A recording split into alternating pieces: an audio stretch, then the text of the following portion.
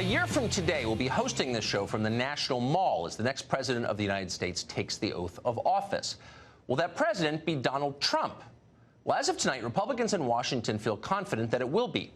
The official economic numbers are strong. The Democratic primaries are a freak show. Elderly socialists accusing each other of thought crimes. Republicans are starting to think that victory is assured, and that's a mistake. America remains as divided as it was 3 years ago. So no matter what happens, nobody is going to win this election in a national landslide. Those don't happen anymore. Trump could lose. Will he lose? Well, that depends entirely on what he runs on. In 2016, Donald Trump defeated more than a dozen Republicans and then Hillary Clinton by running as an insurgent, a man from outside the system flipping the bird to the elites within. Virtually everything Trump said reinforced that message.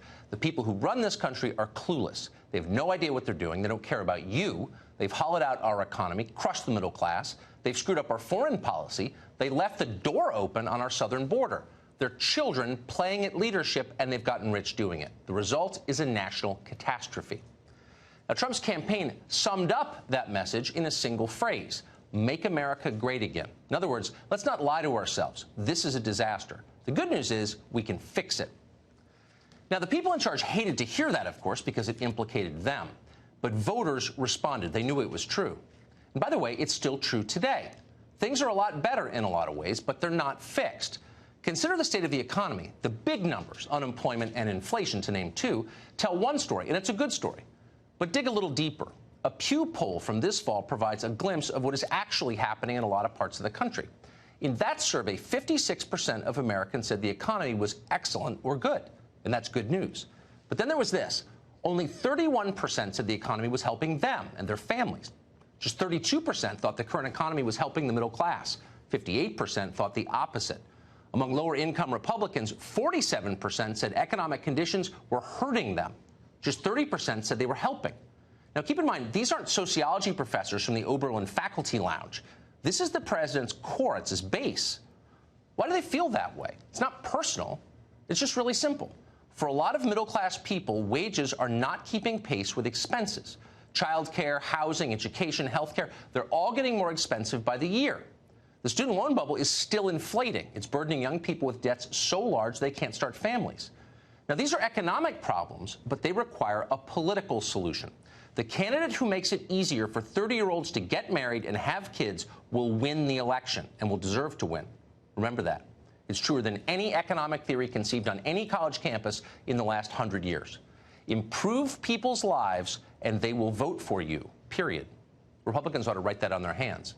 Otherwise, the temptation will be to focus entirely on the lunacy on display on the left right now. Democrats have gone crazy, and it's definitely worth pointing that out repeatedly. We do it 5 nights a week. But it's not enough to win.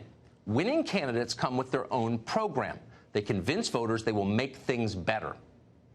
Bernie Sanders may get the Democratic nomination, and if he does, every Republican in Washington will spend the next 10 months reminding you that socialism does not work and never has worked. And they'll be right, obviously. But if Sanders pledges to forgive student loans, he will still win many thousands of voters who went for Donald Trump last time. Why? Because debt is crushing an entire generation of Americans. Republicans need to make a plan to make it better, or they will be left behind. And one more piece of advice. Don't ignore the social issues. The Republican establishment despises this conversation. If it's not about tax rates, they don't want to talk about it. But normal people know the social fabric is coming apart. A winning candidate will say that out loud. Defend traditional values. Don't be embarrassed about it. There's nothing embarrassing about it. Democrats are waging the most aggressive possible campaign against everything normal people think is virtuous. They're promising to undo our justice system, emptying our prisons, even as they undermine the police and strip you of the right to defend yourself. They're openly inviting chaos. They want to give the vote to convicted felons, even murderers. They've said that. They think so little of this country that they are pledging to open our borders to the world. Every impoverished nation on earth welcomed here for free health care, paid for by you. They're opposed to free speech. They're stridently for subsidized abortion up to the moment of birth. They want Americans sorted into creepy little categories by their DNA, judged, rewarded, punished on the basis of their sex and skin color. They don't simply deny the existence of biological sex. They're trying to force you to deny it, too. You'll be fired if you disagree or have your kids taken from you.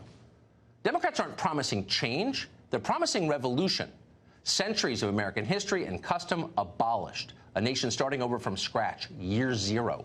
That's effectively what they're calling for. And most people are not for that. They may be frustrated with the state of the country. Many are. They may be anxious about the future.